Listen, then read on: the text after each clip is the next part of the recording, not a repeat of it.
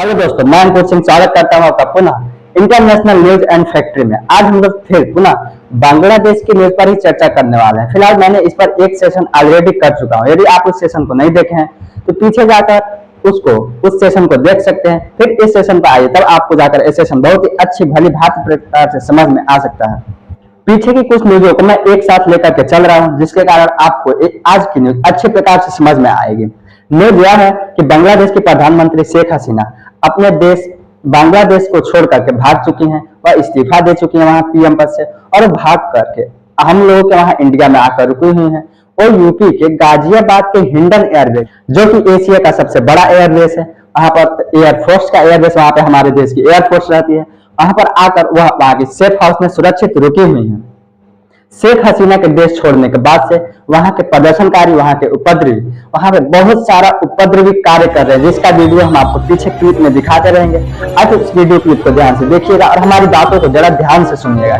शेख हसीना के देश छोड़ने के बाद वहां के प्रदर्शनकारी उनके पीएम आवास में घुस गए, वहां पे बहुत सारा तोड़फोड़ किए। वहां से उनके सोफे, उनके कुर्सियों पे उठाकर वे अपने घर लेकर जाते हुए वीडियो में नजर आ सकते हैं आपको। वे वहां के पक्षियों जैसे बत्तख हो, बकरी हो, खरगोश हो को वे अपने साथ लेकर, मछलियों को अपने साथ लेकर के वे जाते हुए दिखाई दे रहे हैं। इतना ही नहीं, उपद्रवी पीएम आवास में बने भोजन का आनंद लेते हुए भी नजर आ रहे हैं। आप एक वीडियो देख सकते हैं जिसमें एक बकलोल खाना खाता हुआ नजर आ रहा होगा आपको। वहां कोई नॉनवेज खाना बना हुआ है, जिसे वे वहां पर बहुत ही चाव से खाता हुआ नजर आ रहा है। उपद्रवी एक लड़का है, वहां के उपद्रवी, वहां के बांग्लादेश के उपद्रवी संसद भवन में जाकर के आप इमेज देख सकते हैं, जिसमें संसद के बाहर भारी मात्रा में प्रदर्शनकारी दिखाई दे रहे हैं। प्रदर्शनकारी संसद भवन में घुसकर जब संसद सत्र चल रहा होता है, उसमें जहां सांसद बैठे रहते हैं, उस प्रकार वे बैठ करके सांसद होने की फीलिंग ले रहे हैं। इतना ही नहीं, वे शेख हसीना के पिता मुजब्बिर रहमान, जो कि बांग्लादेश के राष्ट्रपिता कहे जा सकते हैं, वही वहां के बांग्लादेश के संस्थापक हैं, उनकी मूर्तियों को गिरा रहे हैं, उनको ढा रहे हैं, उस मूर्तियों को तोड़ रहे हैं। शेख हसीना ने कभी नहीं सोचा होगा कि बांग्लादेश के लोग इस प्रकार के घृणित कार्य करेंगे। वे बांग्लादेश का एक उपद्रवी शेख मुजब्बिर रहमान की मूर्ति, एक बहुत बड़ा स्टैचू था, उसके ऊपर चढ़कर मूत्र विसर्जन करता हुआ दिखाई दे रहा है, जिसका वीडियो हम आप लोगों को दिखा नहीं सकते हैं। और तो और एक इमेज आया जिसे देखकर मैं भी अचंभित हो गया। इन सब कार्यों में जनता अकेली नहीं है, इन सब कार्यों में वहां की आर्मी, जो बांग्लादेश की आर्मी के जवान है, वो भी उनके साथ दे रहे हैं, वहां के प्रदर्शनकारियों का साथ दे रहे हैं। आप वीडियो में देख सकते हैं, आप वीडियो में भली बात देख सकते हैं कि वहां के उपद्रवी हैं, वहां के आर्मी के नौजवानों से हाथ मिलाते हुए आगे बढ़ रहे हैं। इससे आप अच्छे प्रकार से समझ सकते हैं कि वहां की आर्मी और वहां के उपद्रवी जनता ने मिलकर शेख हसीना के सरकार को इस्तीफा देने पर मजबूर कर दिया। एक जो भी कुछ अभी तक हम आपको दिखाए वहां पे बांग्लादेश की सरकार के खिलाफ किए जा रहे थे, लेकिन अब हम जो आपको बताने जा रहे हैं वहां पे मानवीयता के खिलाफ था, पूरी मानवीयता के खिलाफ था। वहां पे बांग्लादेश में आप भी जानते हैं कि वहां पे बहुत संख्यक आबादी मुस्लिम आबादी होती है। जब वहां शेख हसीना सरकार वहां से इस्तीफा देकर भारत चली आई, तो वहां के लोगों ने, वहां के मुस्लिम जनता ने, मुस्लिम प्रदर्शनकारियों ने मिलकर वहां के अल्पसंख्यकों को सताना शुरू कर दिया। तो वहां पे अल्पसंख्यक हिंदुओं को घरों को जलाते हुए दिख सकते हैं, वहां पे अल्पसंख्यक हिंदुओं के मंदिरों में तोड़फोड़ कर रहे हैं, वहां उनकी बहु बेटियों के साथ घृणित व्यवहार करते हुए नजर आ रहे हैं, जिसे देख करके आपके मन में भी उनके प्रति घृणा नजर आ जाएगी, बांग्लादेशियों के प्रति घृणा आपके मन में भी नजर आने लगेगी। बांग्लादेश के एक बड़े हिंदू संस्था के द्वारा एक रिपोर्ट निकल के आई है, जिसमें कहा गया है कि शेख हसीना के बांग्लादेश से इस्तीफा देकर देश छोड़ने के पश्चात मात्र 36 घंटे के अंदर, जिस समय मैं ये सेशन कर रहा हूं, इस समय से लेकर जब बांग्लादेश पीएम इस्तीफा दिए, इस समय के बीच में, केवल इतने समय में देश के बांग्लादेश के 27 जिलों में, बांग्लादेश के 27 जिलों में अल्पसंख्यक हिंदू समुदाय के मंदिरों, घरों, उनके प्रतिष्ठानों पर लगभग 54 हमले हुए हैं। लगभग 200 से 300 हिंदू घरों को जलाया जा चुका है। उनमें उनके घरों में घुसकर उनकी बहु बेटियों को प्रताड़ित किया जा रहा है।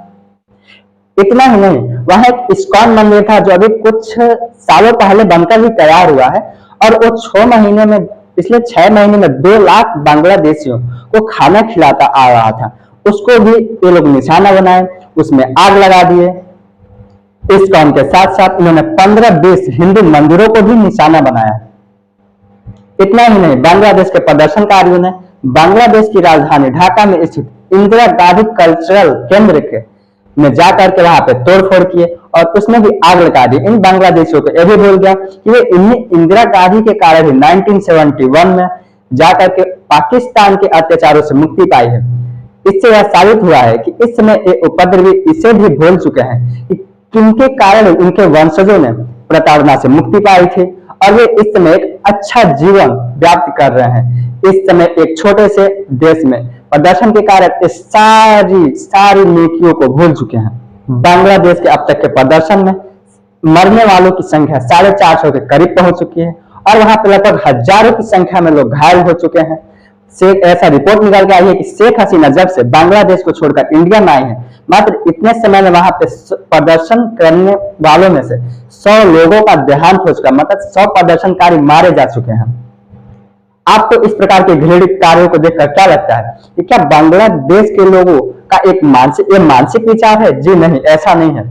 ऐसा ये सब कार्य हो रहा है एक बाहरी राजनीति से प्रेरित होकर। आप ये सोच सकते हैं कि यदि देश की जनता को कोई बाहरी देश के लोगों द्वारा इन्फ्लुएंस किया जाए और उनको अपने देश के प्रति ही भड़काया जाए तो कितना जघन्य अपराध लोग देश के खिलाफ कर सकते हैं। इसका उदाहरण आप बांग्लादेश में देख सकते हैं। हम बात वैसे नहीं कर रहे हैं। अब कुछ दिनों पहले शेख हसीना जो कि बांग्लादेश की पूर्व पीएम थे, इन शेख हसीना का एक बयान बहुत ही वायरल हुआ था, बहुत सुर्खियों में था। हम वो बयान आपको पीछे देख सकते हैं, उस न्यूज को मैं बता रहा हूं आपको। उस बयान में शेख हसीना ने कहा था कि एक वेस्टर्न का एक बहुत ही पावरफुल देश है जो हमारे देश में एक एयर बेस की मांग कर रहा है। एक लंबे समय से वह चाहता है कि हम उसे अपने देश में एयर बेस दें और यदि हम उसे एयर बेस नहीं देना चाहते हैं तो वह हमें धमका रहा है। यदि हम उसे एयर बेस नहीं देंगे तो वे भारत के कुछ हिस्सों, बांग्लादेश के कुछ हिस्सों और म्यांमार के कुछ हिस्सों को मिला करके एक नए देश का निर्माण करेगा। जब उन्होंने यह बयान दिया था तो उन्होंने यूएस का नाम नहीं लिया था, लेकिन यूएस के खिलाफ ही शेख हसीना हमेशा हुआ करती थी और यूएस शेख हसीना के खिलाफ हुआ करता था। यूएस के कारण ही ये सब हुआ है। पूरी न्यूज सुर्खियों में यूएस का नाम ही आया था। अतः आप समझ सकते हैं कि यूएस एक कितना स्वार्थी देश है और अपने स्वार्थ के कारण किसी भी देश को बर्बाद कर सकता है। इसलिए आप लोग बाहरी मीडिया, बाहरी देशों के आए हुए बयानों से सतर्क रहने की जरूरत है। मैं यदि इस अपराध में यूएस का नाम ले रहा हूं तो इसका प्रमाण भी मैं आपको दूंगा। यूएस के अभी हाल ही में जब शेख हसीना ने अपने पद से इस्तीफा दिया है, उसके बाद दुनिया की तरफ से तमाम प्रतिक्रियाएं आई हैं, जिसमें से यूएस की तरफ से प्रतिक्रियाएं आई हैं।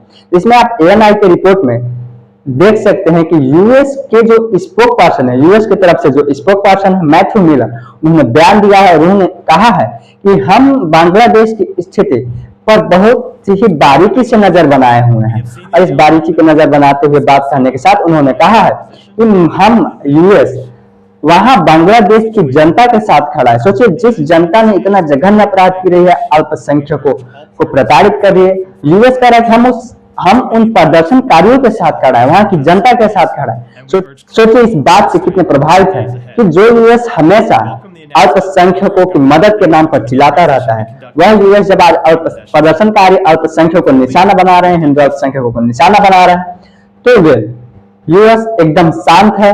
और वो यहाँ तक शांत ही नहीं, वो यह भी कह रहा है कि वह बांग्लादेश के उन प्रदर्शनकारियों के साथ है। तो सोच सकते हैं कि यूएस एक कितना स्वार्थी देश है जो अपने स्वार्थ के लिए किसी भी देश को बर्बाद कर सकता है। अतः आप अपने देश के साथ हमेशा खड़ा रहिए। फिलहाल बांग्लादेश में जो प्रदर्शन चल रहा है, यदि ये प्रदर्शन ऐसा ही चालू रहा तो भारत और बांग्लादेश के ट्रेड में भी काफी नुकसान होने की संभावना है। यदि हम एक आंकड़े के अनुसार देखें तो 2023-24 में 2023 के आंकड़े के अनुसार भारत और बांग्लादेश के बीच टोटल $13 बिलियन का व्यापार हुआ है और इन $13 बिलियन के व्यापार में $10.86 बिलियन के सामान का निर्यात भारत ने बांग्लादेश को किया है, जो भारत के कुल निर्यात का 2.8% है। और वहीं भारत ने बांग्लादेश से $1.86 बिलियन के सामान का आयात किया है, जो भारत के कुल आयात का 0.28% है। अगर एक आंकड़े के अनुसार देखा जाए तो यूएसए के बाद भारत बांग्लादेश के साथ ही व्यापार सरप्लस में सबसे ज्यादा रहता है। लगभग 9 बिलियन, $8.5 बिलियन, $9 बिलियन के सरप्लस में हमेशा भारत बांग्लादेश के साथ रहता है। तो आप इसे समझ सकते हैं कि बांग्लादेश से व्यापार भारत के हित में कितना ज्यादा जरूरी है।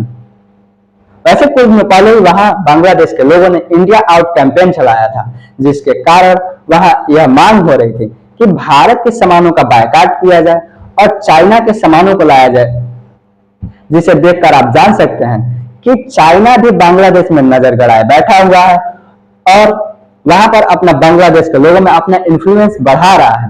तो इस परिस्थिति में चीन के लिए तो विन पोजीशन होगी, लेकिन भारत को बहुत सतर्कता से कदम बढ़ाते हुए अपने व्यापार को प्रभावित नहीं होने देना है। अभी आज की ही न्यूज है कि जयशंकर ने जो केंद्र के द्वारा सर्वदलीय मीटिंग बुलाई गई थी, उसमें सर्वदलीय मीटिंग में उन्होंने राज्यसभा को संबोधित करते हुए कहा कि वे वहां के जो यहाँ का विदेश मंत्रालय है वे बांग्लादेश के उच्च अधिकारियों के साथ लगातार संपर्क बनाए हुए है, वहां की स्थिति का जायजा ले रहा है और होने वाले हर एक गतिविधि पर बारीकी से नजर बनाए हुए है। वैसे शेख हसीना जो थी वो भारत के पक्षधर नेता थी। अब जब शेख हसीना इस्तीफा दे दी है तो देखना होता है बांग्लादेश किस दिशा में जाता है, भारत के पक्ष में आता है या जाकर चीन के गोदी में बैठता है या जाकर यूएस के गोदी में बैठता है। अब ये देखना बहुत महत्वपूर्ण होगा आगे। भारत के लिए तो एक संकट का समय हो सकता है, क्योंकि अभी हाल ही में कुछ दिन पहले जब शेख हसीना इंडिया आई थी तो उन्होंने तीस्ता बात परियोजना पर साइन हुआ था और वहां पर एक मोंगला पोर्ट है जिस पर हस्ताक्षर हुआ था। न्यूज निकल कर आई थी कि मोंगला पोर्ट पर भारत एक टर्मिनल पर कंट्रोल करने जा रहा है। तो यदि वहां पर स्थिर सरकार नहीं रहती है और कोई भारत विरोधी सरकार आती है तो भारत के प्रोजेक्ट में अड़चने आना शुरू हो सकती हैं।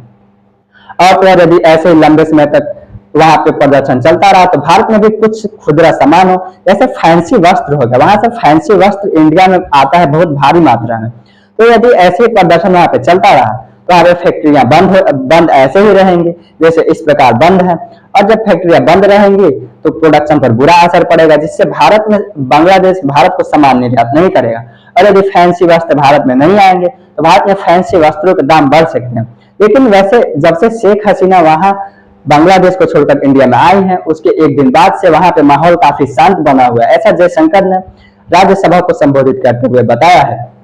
आज की यदि करंट न्यूज की हेडलाइनों पे हम लोग नजर डालें तो करंट न्यूज यह है कि बांग्लादेश की पीएम शेख हसीना जो इंडिया आई हुई थी इस्तीफा देकर, वो लंदन जाने की प्लान कर रही थी, लेकिन यूएस ने उनका वीजा कैंसिल कर दिया है और ब्रिटेन ने उनको कानूनी सुरक्षा देने से मना कर दिया है। ब्रिटेन का कहना है कि यदि बांग्लादेश में शेख हसीना के प्रति कोई कानूनी कार्रवाई होती है तो उसमें ब्रिटेन उनकी कोई मदद नहीं करेगा और वहां पे कोई कानूनी सुरक्षा भी नहीं दी जाएगी, जिसके कारण उन्होंने ब्रिटेन जाने के प्लान को 2-3 दिनों के लिए कैंसिल कर दिया है और वो अब यूरोप के किसी अन्य देश में जाने की प्लान कर रहे हैं, जैसे कि रूस में भी जा सकते हैं या किसी और अन्य देश में विचार कर रहे हैं जाने के लिए।